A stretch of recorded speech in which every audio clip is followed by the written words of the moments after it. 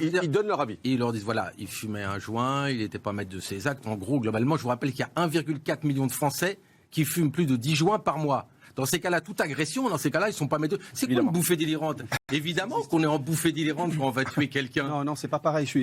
Pourquoi? Cher Ludovic Toro, je pense comme vous, je ne suis pas d'accord avec cette décision. Je le précise, je trouve que elle est à côté de la plaque, y compris du point de vue Donc vous êtes d'accord avec moi judiciaire. pour le début. Je suis d'accord sur le fond, mais les bouffées délirantes existent. Ce sont des choses où ce sont. Attendez, je vais reprendre médicalement. Quand on connaît la attendez. psychiatrie, la psychanalyse et la psychologie, vous êtes médecin, vous connaissez. Même si tous les médecins n'ont pas une culture psychologique, mais ça existe. Ce que je dis au contraire, c'est que je crois. Non, mais Ludo, pas du tout. Ludovic Toro, je pense que dans ce cas-là, pour un joint, il n'est pas sûr compte tenu des éléments qu'on avait. Et moi, je ne suis pas psychiatre. Mais je pense que même si la question peut s'opposer de sa responsabilité, je crois qu'elle méritait compte tenu de ce que représente aujourd'hui l'antisémitisme dans ce pays. Oui, mais ce que représente encore les traumatismes que nous avons. C'est la justice méritait de traiter la question dans un procès ouvert, public, même si c'était pour traiter la question de l'irresponsabilité. Ne mettons pas en cause des réalités psychologiques qui existent, mais à mon avis, ça ne s'explique pas dans ce cas.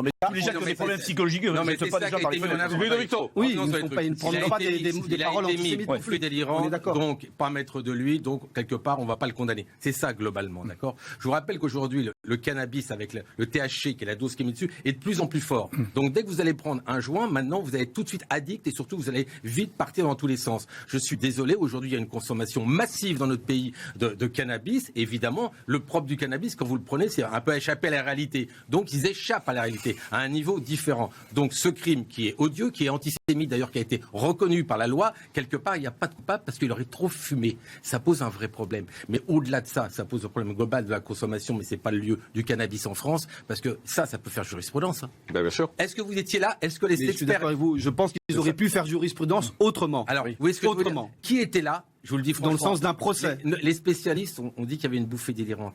Mais je regrette. Personne n'était là au moment de l'acte. Donc la bouffée délirante. Alors ça, c'est le boulot des experts en même temps. Oui, mais ça c'est valable dans tous les procès. On définit si la personne est responsable ou pas au moment des actes. Qu'à la suite de ça, la limite, on va la mettre où? Vous voyez ce que je veux dire? À part arriver. Non, ce que je veux dire. On connaît tous bien ici le problème des banlieues. Ça chauffe de plus en plus. Et en fait, il y a eu une politique depuis des années. Surtout, ne faites pas chauffer. C'est ce qui a été dit au niveau des préfectures. Surtout, on n'arrête pas un jeune sur une moto en Seine-Saint-Denis parce qu'il n'a pas de casque. Parce que derrière, on se rappelle 2005. Ils ont peur des meurtres, des non, accidents. C'est on a peur en fait de la réaction de la violence. Mais il y a oui, mais tout peut se comprendre. Sauf qu'on arrive aujourd'hui à un moment où toutes les semaines, on va se voir ici, on va voir ce qui se passe partout. Il faut que ça s'arrête à un moment. Et il y a des territoires, excusez-moi. Et j'en reviens. C'est vrai qu'il y a mettre la police à l'intérieur. Et puis on a un devoir de protection par rapport à ces 99% de citoyens qui souffrent au quotidien de tout ça. Donc il faut qu'on reprenne. Vous savez, il n'y a plus de poste, il n'y a plus de médecins, il n'y a plus rien à ces endroits-là, d'accord? Ça a été en fait phagocyté par d'autres personnes. Parce que quand vous avez un endroit qui est libre, on va dessus. Il faut reprendre ça progressivement, pas seulement avec la police, mais aussi avec la police. Il faut accepter les confrontations. On va pas reculer parce qu'il s'est passé ça. Il faut y aller. Alors concrètement, on va être dans le concret. Ces places de prison, on va les construire, on va suivre la construction. C'est du concret et non aux annonces, se moquant un peu d'ailleurs de tous les gouvernements précédents qui avaient fait des annonces. Alors, vous y croyez ou pas? Alors, 4 choses. La première, on est en train de se battre. Est-ce que c'est politique, pas politique? Évidemment que c'est politique. On est à un an des présidentielles. On fait le Figaro. On fait aujourd'hui ça. C'est du politique. Mais c'est normal. Mais ça, c'est normal. C'est normal. Mais c'est bien ce que je vous dis. Mais laissez-moi. Oui, c'est bien. Mais est-ce que vous y croyez? Mais attendez, laissez-moi finir. Tout le monde le fait et tous les partis le feront parce qu'on se rend compte qu'il y a un problème de sécurité qui risque d'être un enjeu sur les présidentielles. Donc là, on met le paquet. Sur les chiffres, j'ai sorti des chiffres du ministère de l'Intérieur sur les augmentations en 2019. Je ne prends pas 2020 qui était le confinement. Plus 8% en 2019 sur coups et blessures sur personnes de plus de 15 ans. 33% d'actes anti-religieux en plus. 12% en 2019 violences sexuelles. Escroquerie plus 11%. Donc, mais c'est pas seulement de votre faute à vous, hein. C'est une évolution qui se fait depuis des années et on n'a pas su en fait, on n'a pas su s'adapter.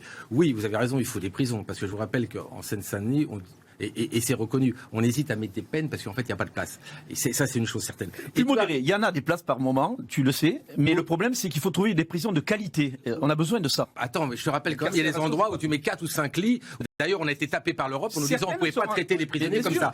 L'Europe ne nous attaque pas pour rien. Je pense qu'il y a une réalité qui... Sinon, on ne construirait pas. S'il y avait assez de place, il y a autre chose à faire avec cet argent. Alors, c'est bien, et après ça... Alors, après, je parle parce que tu as raison sur le trafic. Tant qu'on n'aura pas compris que c'est un lieu majeur, il y a 2,7 milliards de notre PIB, qui est la vente de cannabis et de cocaïne et tout ça. Qui est inclus dans le PIB. Qui est inclus, on est obligé de le faire parce que les autres pays européens vont inclure leur vente, alors que c'est pas autorisé chez nous, on le met dans notre PIB.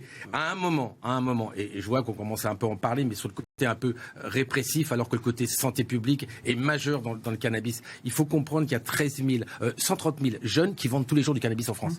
Plus des têtes de réseau qui font beaucoup. C'est une filière professionnelle, clandestine. Tu as raison, d'ailleurs, si on les élimine, mais tu as raison. Ouais, mais ça fait 20 ans qu'on dit, mais tous ces gens... On ne peut pas ne pas lutter contre le trafic en raison de ça. Mais tu as raison. Le truc, c'est que ça fait 20 ans qu'on lui dit tout le temps. Oui, mais tous ces gens... Est-ce qu'on dit bravo Castex? Enfin, la question, elle est simple, personne ne répond. Mais Jean-Marc, non, mais moi, mais la demande d'applaudir. Moi, j'applaudis, il n'y a pas de problème. Place de prison, en revanche, Jean-Marc. Mais non, mais vous répondez pas. Non, mais ça fait 10 minutes que je vous pose la même question, vous répondez pas. Donc à un moment... Castex m'a interrompu 5 fois. Non, mais d'accord. Mais là, maintenant, c'est moi qui vous interromps. Si vous me parlez la question, je vous réponds. C'est une bonne chose. D'accord. Attendez. Donc bravo Castex. En 2027. Bravo Dupond-Moretti. Même président de la République, d'accord. Et les crédits seront mis à fur et à mesure. Donc attention que ce soit pas... Attendez, vous me direz après. Xavier Iacovelli. Ouais, prenons une maladie.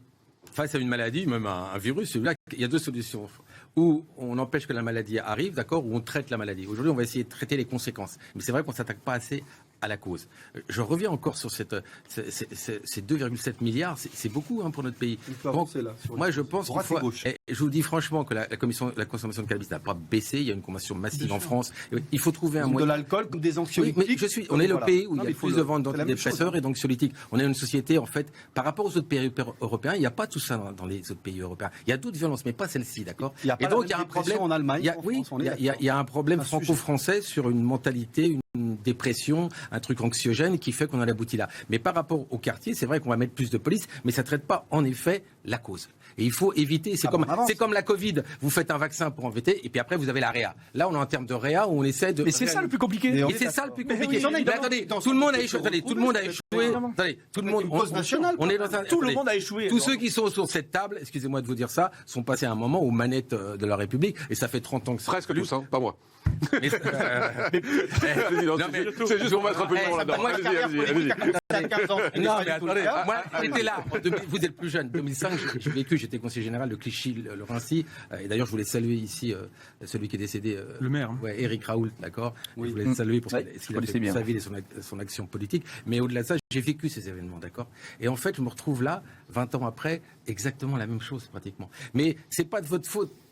On a essayé de faire des choses, on a essayé, mais là il faut vraiment faire quelque chose. Non, mais vous avez raison. Là, il y a beaucoup d'annonces sur les prisons. La police nationale en nom, mais n'est pas en matériel, mais l'aide à la police municipale. Je vous rappelle quand même une chose, c'est que on a acté maintenant que le travail PM-PN, c'est ensemble et partout. Sauf qui c'est qui paye la police municipale? Ce sont les villes. Je vous rappelle que les dotations globales de fonctionnement se sont effondrées. Moi, je suis à un niveau dans ma ville, quand même en petite couronne, où j'ai pas de bibliothèque. Ça vous paraît anecdotique? C'est très grave. Mais oui, mais ce que je veux vous dire par là, c'est que si vous voulez qu'on gère nous, les gens les plus près, comme on devait faire sur la Covid, choses, on doit nous donner les moyens. Et aujourd'hui, il n'y a pas trop d'annonces pour la PM qui dépend de nous, mais qui dépend aussi des finances. Et les villes comme la mienne, qui n'a pas beaucoup d'argent, j'ai que 3 policiers municipaux et la police nationale est là à 40 km. Merci à tous les